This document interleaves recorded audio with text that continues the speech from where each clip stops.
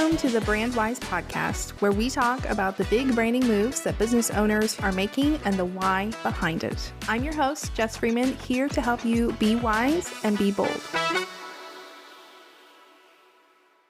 Welcome back to another episode. We're going to be talking about burnout today because I don't want y'all to be struggling with burnout, especially as we go into the summer. If you're listening to this when the episode comes out and we're moving into the summer months, I want you to be able to enjoy your summer. So if social media has you on the verge of burnout, or maybe it's not the verge, you are in it.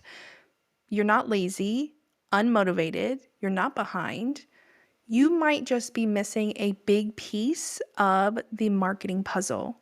So we're going to talk about why your website might be the real issue. Now, before we dive in, I want to be super clear about something. I am not anti-social media, not at all. The connections we make there are valuable and fun. The visibility is real sometimes, depending on the day. For me, I find Reels and Threads fun. I just enjoy social media, and I always have. So I'm not anti-social media, but I am pro-sustainability and avoiding burnout. And that starts with a website that actually pulls its weight. I shared recently, I think it was on Threads, that I haven't gone through social media burnout because my website is doing a lot of the heavy lifting. So when I am showing up on social media, I'm posting when I feel inspired. I engage because I want to, not because I feel like my entire business will collapse if I don't, or like, oh man, I really need an inquiry this week. I better post an extra reel because I really need to make a sale. So I'm going to show you what that can look like for your own business. Now, we all know social media platforms are rented space. You know that. You've heard that. You don't own it, but we all know what happens with rented space, right? The terms can change at any moment. Algorithms shift overnight. One day you're reaching thousands. The next day your posts are seen by dozens, if that. Trends come and go faster than we can keep up or even want to keep up. The content that worked last month might be completely irrelevant today. And visibility is never guaranteed. And that is an unstable place to build your entire business. I was working with a client recently who told me that so many of her leads came from social media last year, and she really hated how much she had to show up to maintain that, which makes sense because it obviously gets exhausting and leads to burnout, which is why we're talking about this. She was posting every single day, sometimes twice a day, trying to respond to comments within minutes, constantly researching the trending sounds and what's the new format, what's a new thing I can try. It was miserable for her. And when we rely so heavily on Instagram, we become these content machines. And I have heard so many people say I became a dietitian because I wanted to help people, not because I wanted to be a content creator. I didn't want to become an influencer. I wanted to help people.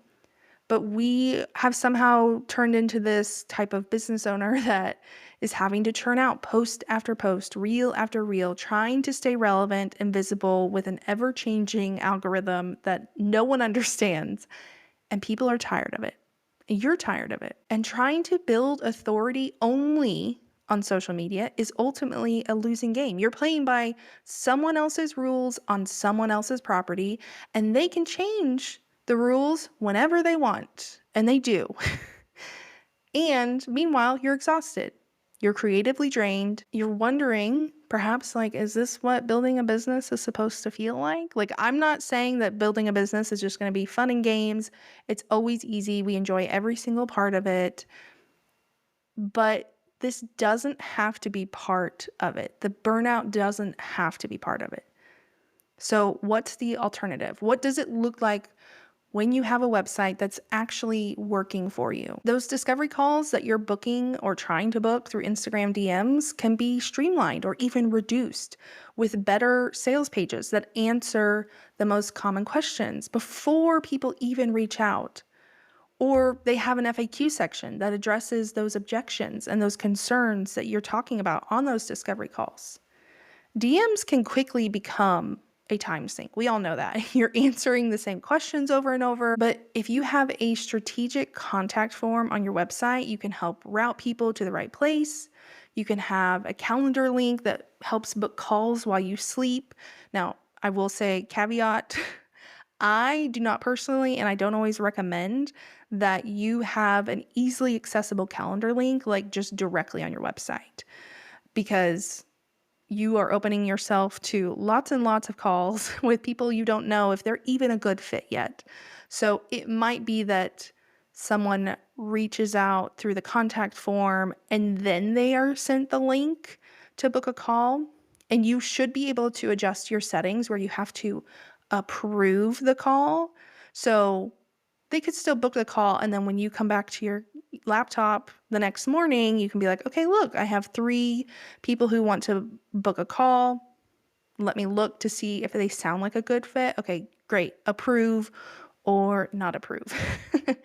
And then, of course, email nurture sequences can help warm up leads without you having to like do the cringy small talk on Instagram in the DMs, trying to connect with people and nurture them. We all know, like, your Instagram content, it's here today, buried tomorrow.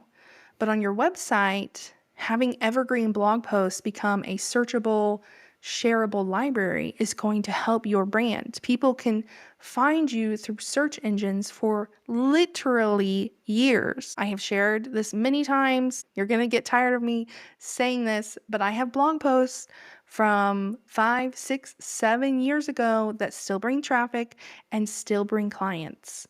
I am not running ads to these blog posts. I am not marketing them. They are just out there in Google, bringing people in. People can deep dive into your expertise when they can find these blog posts without you having to show up and perform on Instagram every single day. So your time is saved, your energy is saved, and the leads that do come through are better pre-qualified. They already know what you offer, hopefully how you work, and what to expect. When your site is working, you can maybe step back a little bit from the Instagram hamster wheel and still bring in clients. I can't remember if I mentioned this in last week's episode, but I did a reel every single day in April, like even weekends, every single day. I've never done that before. And I just wanted to try that experiment because I've seen, the social media gurus who are like, I post a reel every day and I get millions of views and $10,000, blah, blah, blah. So I was like, let's just see like what can happen. Now, of course, there are a lot of variables here. I'm not saying that my reels were perfect or that the execution was perfect, but I did a reel every single day and I did not get a single inquiry. I had a very specific call to action in almost every single reel. Did not get a single inquiry. Did I get more followers? Yes, like 78, but I lost like 20 some. I did see a slight increase in clicks on the link in my profile, which was like 4 or 5% increase, so nothing major. And the worst part is like now all that content is just going to disappear. Thankfully, it was all things that I, talk about regularly, so it wasn't like really new, specific content that doesn't exist elsewhere. Anyway, it's so much easier on your systems and your schedule if you can rely on evergreen content that exists on your website instead of like, okay, I have to do another reel. Like that was probably my least favorite part, was like, okay, I got to do another reel. It just took up time, and I'm pretty fast at doing reels even, and it still was just like, this is annoying having to do this every day, or batch a few so that I can like post over the weekend without having to record on the weekend and that kind of thing.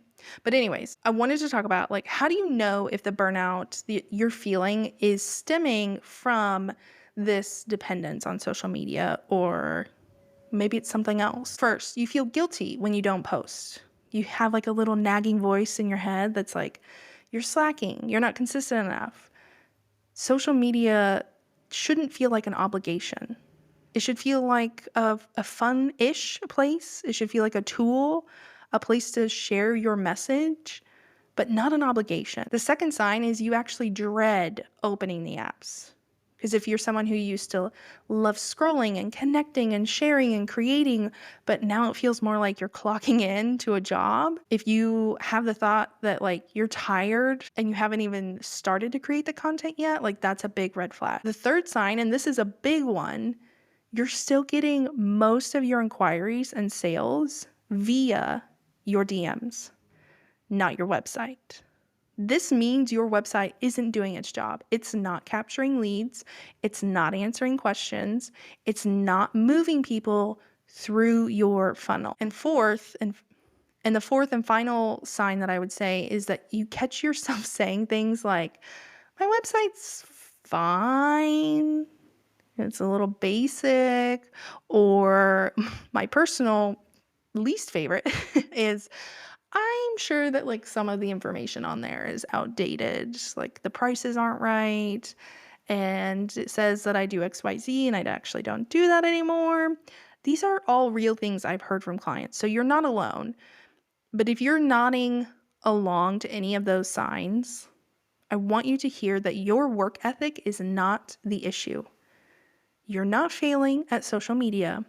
Your systems are failing you, and your website is part of that system. So that brings us to the solution. Social media is the spark. I want you to think of it like just the spark, and your website is the fire, though hopefully not a dumpster fire. So use social to drive people to your platform where you do control the experience, the messaging, and the outcome. This is not about abandoning social media. It's about putting it in its proper place as a channel instead of the whole strategy. So how do you make this shift? We need to start small. First, I want you to optimize your homepage and really tailor it to one clear goal: getting inquiries. So what do people need to know to take the next step with you? What questions do they have? What objections do they have? Address that up front and make it super clear what action you want them to take next. Instead of trying to send them to your Instagram and your email list and get my guide and do this quiz and focus on inquiries. And then second, I want you to commit to adding 1, maybe 2 really good blog posts to your site each month. These aren't fluffy, thin content pieces. These are comprehensive resources that showcase your expertise, because I know you have it. Answer people's questions. Make the kind of content that people bookmark and can come back to.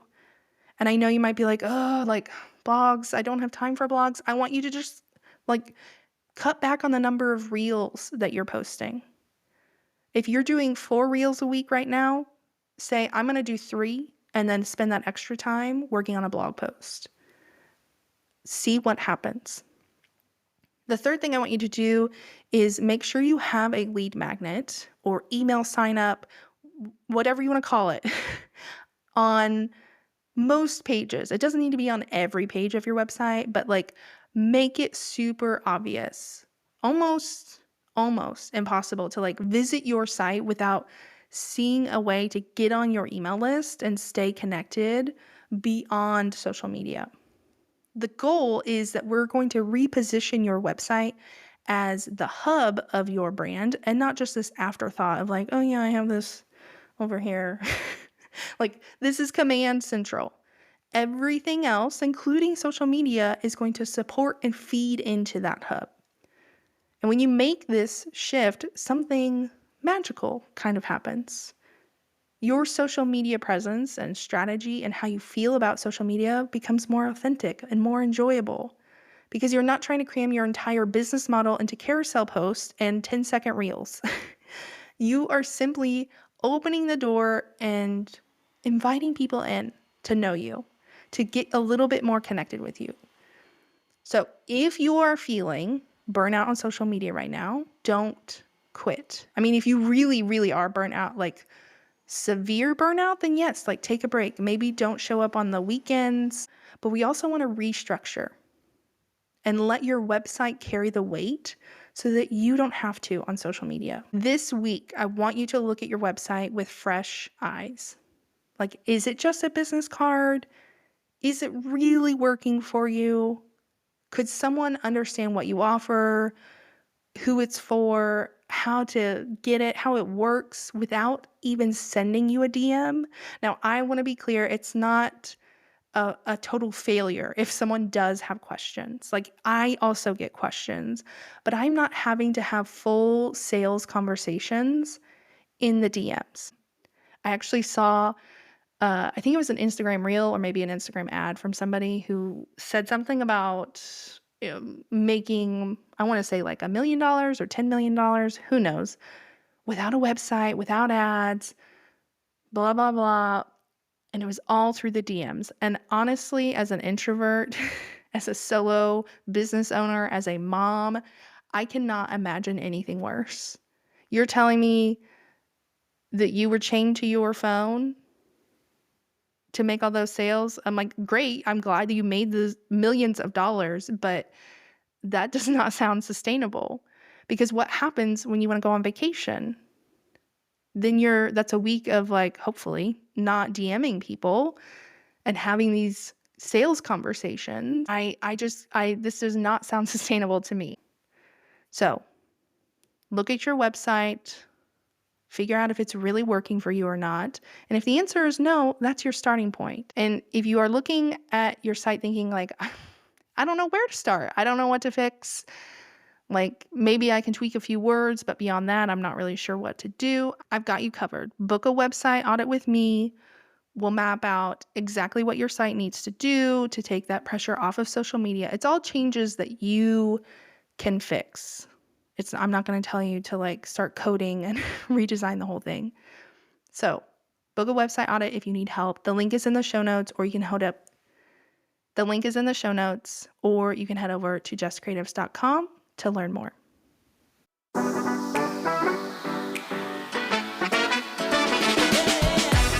Are you a squiggle or a square? Go to justcreatives.com/quiz to find out where your brand ends up and find out what a square or squiggle even means. If you enjoyed today's show, be sure to leave a review or share it on Instagram, and tune in next week for another episode.